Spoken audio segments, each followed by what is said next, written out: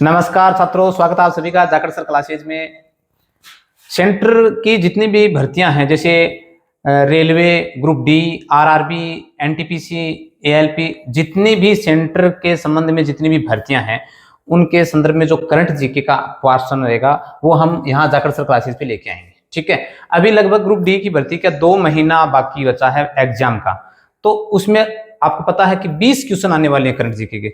तो बहुत ही मैटर करता है आपके एग्जाम क्रैक करने में 20% यानी 40 नंबर के। तो देखिए, अब आप यहाँ जाकर सब क्लासेस के साथ जुड़ जाइए, क्योंकि यहाँ पर करवाए जाएंगे वो टॉप क्वालिटी के करंट जीके के क्वेश्चन जो आपको एग्जाम में जरूर निश्चित रूप से देखने को मिलेंगे। रोज आपको यहाँ पर करंट जीके की क्लास मिल जाएगी, आप जुड़ जाइए जाकर सर क्लासेस के साथ। चलिए शुरू करते हैं बिना किसी देरी के, आ जाइए हमारे साथ पहले क्वेश्चन के साथ। देखिए, आज संवैधानिक पदाधिकारी हैं, उनका जो टॉपिक है वो लेकर के आए हैं अपन। चलिए शुरू करते हैं पहला क्वेश्चन। मात्र और मात्र 2 महीने का समय बचा है बच्चों, 2 महीने में आप जी जान से तैयारी कर सकते हैं। हमारे साथ जुड़ जाइए, निश्चित रूप से आपको सफलता मिलेगी। चलिए प्रश्न पहले को शुरू करते हैं। पहला प्रश्न है, भारत का वर्तमान राष्ट्रपति कौन है? देखिए, प्रश्न और प्रश्न की थोड़ी सी हम थ्योरी लेके आए हैं, ताकि अगर प्रश्न यहां से पुटअप नहीं होता है तो थ्योरी से पुटअप हो सकता है, तो दोनों ही चीजों को आपको देखना होगा। चलिए, वर्तमान राष्ट्रपति कौन है? ऑप्शन आपके सामने है। तो वर्तमान राष्ट्रपति सभी को पता है, श्रीमती द्रौपदी मुर्मू है। ठीक है, अब ये तो यहां तक तो सभी बच्चे जानते हैं, लेकिन इनके संदर्भ में जो हल्की सी जानकारी है जहां से प्रश्न पुटअप होने की संभावना है वो क्या है? देखिए, यहां देखिए, भारत की 15वीं राष्ट्रपति है द्रौपदी मुर्मू। कौन सी है? 15वें क्रम की राष्ट्रपति है, और भारत की पहली आदिवासी महिला राष्ट्रपति। ये बात ध्यान में रखिए, पहली आदिवासी महिला है जो राष्ट्रपति बनी है। और महिला राष्ट्रपति की अगर बात करें तो दूसरी महिला राष्ट्रपति है। कंफ्यूजन नहीं होना, महिला राष्ट्रपति दूसरी, जबकि आदिवासी महिला की बात करते ही ये हो जाएगी पहली महिला। ठीक है, और राष्ट्रपति संभालने से पहले वो पद क्या पर थी? झारखंड की राज्यपाल भी रह चुकी हैं। तो ये भी पूछा जा सकता है कि इससे पहले क्या थी? तो झारखंड की राज्यपाल थी। इसके संदर्भ में ये इतने प्रश्न भी इंपॉर्टेंट बनते हैं, तो इनको एक नजर जरूर देख लीजिएगा। चलिए अगला क्वेश्चन।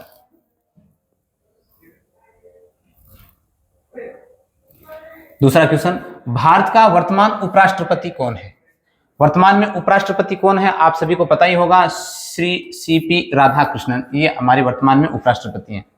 अब उपराष्ट्रपति का तो आपको लगभग पता ही है, लेकिन आपको क्या जानना है इसके बारे में? हल्की सी जो जानकारी है, यहां से प्रश्न पुटअप होने की संभावना बिल्कुल बनती है। देखो, सीपी राधाकृष्णन वर्तमान में भारत के उपराष्ट्रपति है। ठीक है, संविधान के अनुच्छेद किसके तहत एक उपराष्ट्रपति होगा, यह प्रश्न पूछा जा सकता है। तो अनुच्छेद कौन सा है? 63। इस बात को ध्यान में रखेंगे। फिर क्या है? उपराष्ट्रपति ही संसद के राज्यसभा का पदेन सभापति होता है। बहुत बार एग्जाम में आ चुका है, कंफ्यूजन होने की जरूरत नहीं है। राज्यसभा का पदेन सभापति होता है, वो कौन होता है? भारत का उपराष्ट्रपति ही होता है। ठीक है, ये ध्यान में रखेंगे। चलो अगले क्वेश्चन की ओर बढ़ते हैं।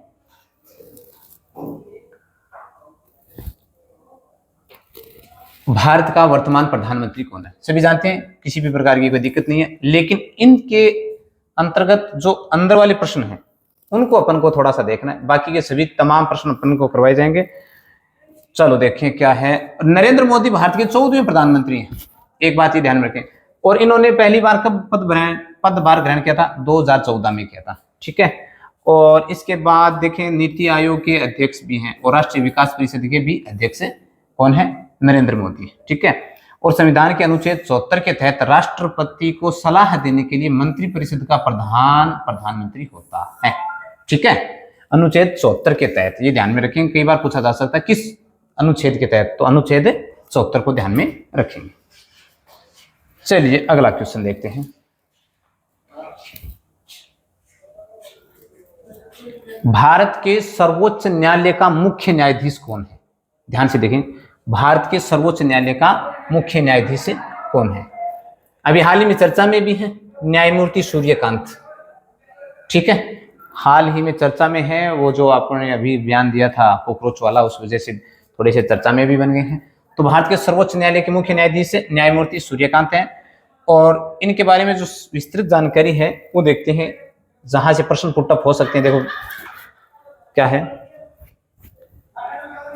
न्यायमूर्ति सूर्यकांत भारत के सर्वोच्च न्यायालय के मुख्य न्यायाधीश का कार्यभार संभाल रहे हैं। ठीक बात है, मुख्य न्यायाधीश की नियुक्ति भारतीय संविधान के किस अनुच्छेद के तहत होती है, ये बात ध्यान में रखेंगे।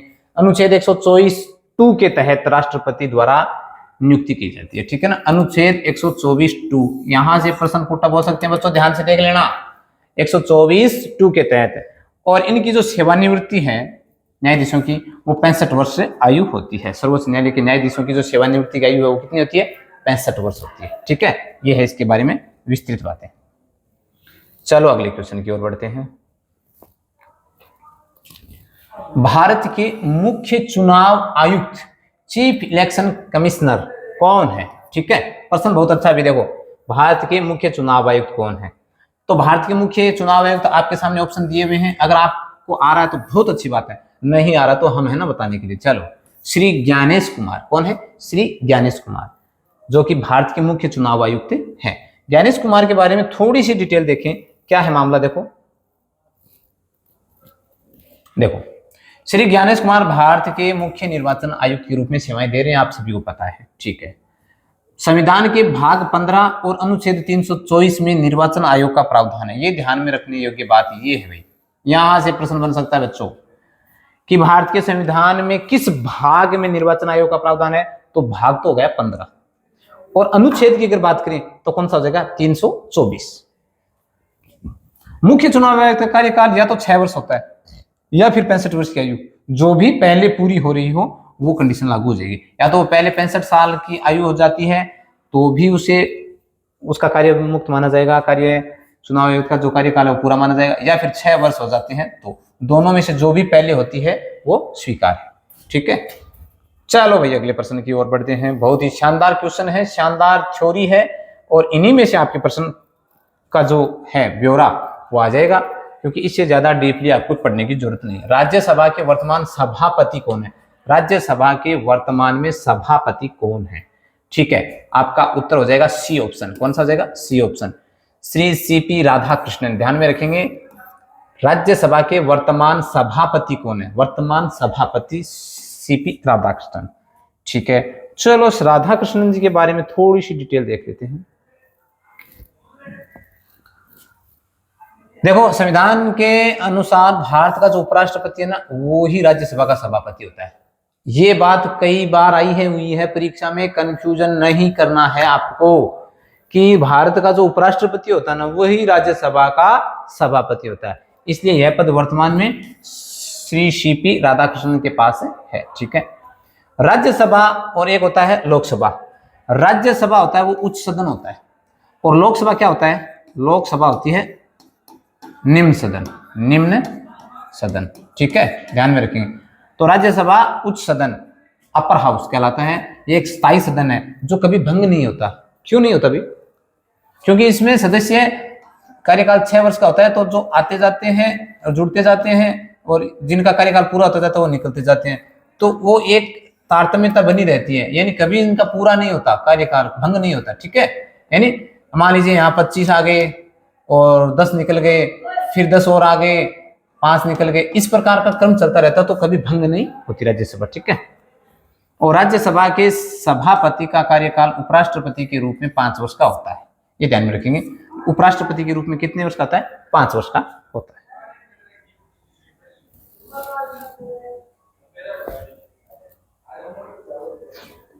चलिए अगला क्वेश्चन, राज्यसभा के वर्तमान उपसभापति डिप्टी चेयरमैन कौन है, ये ध्यान में रखेंगे। वर्तमान उपसभापति, अभी बात करी थी अपने सभापति की, अब कर रहे हैं उपसभापति की। तो उपसभापति आपके ऑप्शन ए में है श्री हरिवंश नारायण सिंह।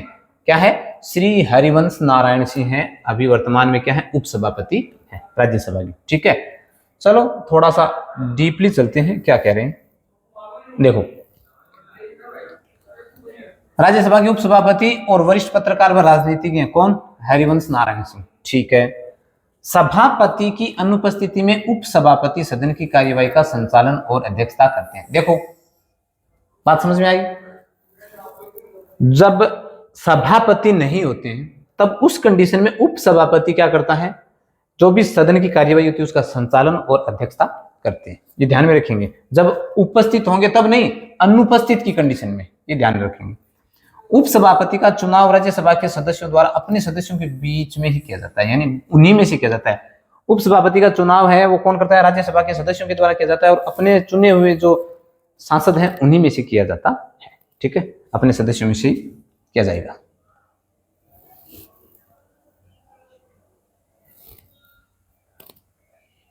लोकसभा के वर्तमान अध्यक्ष, स्पीकर ऑफ लोकसभा कौन है?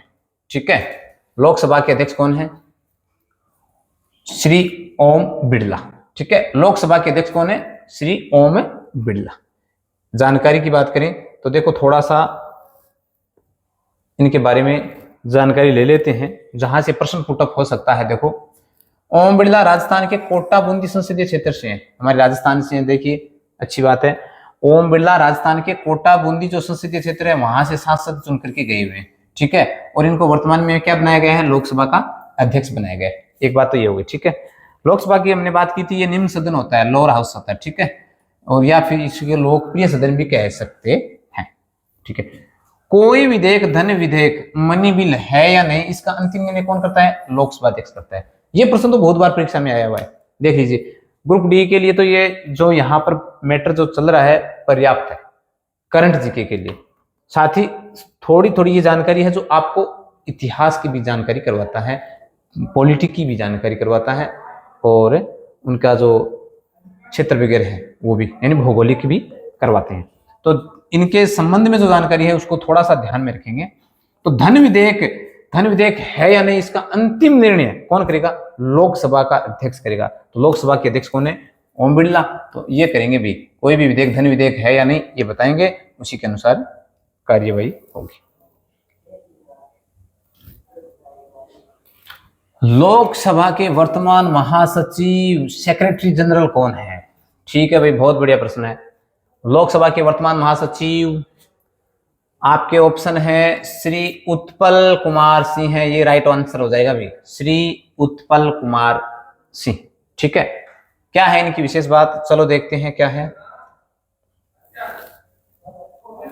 देखो, उत्पल कुमार सिंह एक सेवानिवृत्त आईएएस है, ठीक है, अधिकारी है, जो लोकसभा के महासचिव के रूप में कार्य कर रहे हैं। ठीक है, तो लोकसभा के महासचिव कौन है? उत्पल कुमार सिंह, जो क्या है? आईएएस अधिकारी। ठीक है, बाद में महासचिव का एक स्थायी प्रशासनिक पद होता है। महासचिव का जो पद है ना वो क्या है? स्थायी प्रशासनिक पद होता है, जो सदन की प्रशासनिक व्यवस्था का प्रमुख होता है। ये ध्यान में रखेंगे भाई। देखो, सदन की प्रशासनिक व्यवस्था का प्रमुख होता है, और महासचिव का जो पद है वो स्थायी प्रशासनिक पद होता है, स्थायी। ठीक है, और इसकी नियुक्ति कौन करता है? लोकसभा अध्यक्ष द्वारा की जाती है। किसकी? महासचिव। ठीक है, लोकसभा अध्यक्ष के द्वारा इसकी नियुक्ति की जाती है, ये ध्यान में रखना है। आगे देखो भाई, राज्यसभा के नेता विपक्ष कौन है? राज्यसभा के अंदर अपोजिशन में कौन है?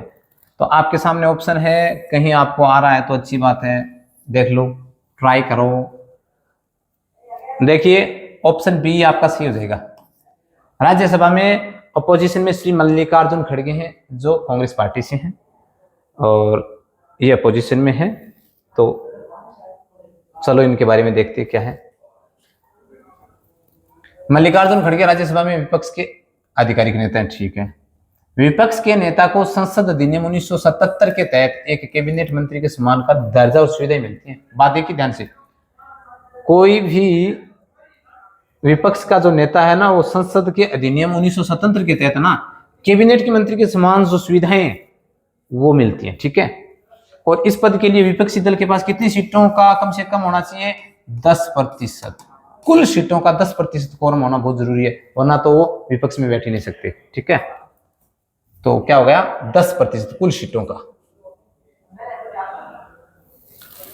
चलिए अगला क्वेश्चन, लोकसभा के नेता विपक्ष, leader of the opposition in Lok Sabha कौन है भाई? देखो, अभी तो हमने बात की थी राज्यसभा की, राज्यसभा के तो अंदर अपोजिशन में है मल्लिकार्जुन खड़गे, लेकिन यहां बात कर रहा है लोकसभा की। तो लोकसभा में अपोजिशन के नेता कौन है?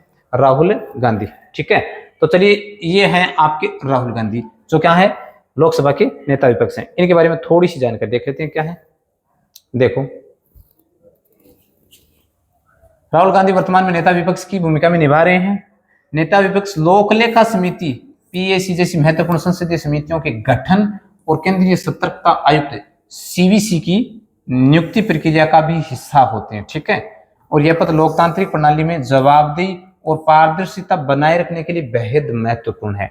यानी बहुत आवश्यक है कि इस लोकतांत्रिक प्रणाली में जवाबदेही और पारदर्शिता बहुत आवश्यक है, इसलिए ये नेता पक्ष विपक्ष बनाए जाते हैं। तो ये था आज का हमारा सेशन। इसी प्रकार रोज आपको करंट जीके की क्लास मिलती रहेगी। Railway group D, NTPC, RRB सभी भर्तियों के लिए, सेंटर से संबंधित जो भी भर्तियां उनके लिए हमारी करंट जीके की रोज क्लास होगी। 2 महीने बचे हैं आप बच्चों के लिए रेलवे ग्रुप डी के पूरे के पूरे करंट जीके के क्वेश्चन करवाए जाएंगे बिना किसी झिझक के। यहाँ जुड़ जाइए जाकर सर क्लासेस का। धन्यवाद।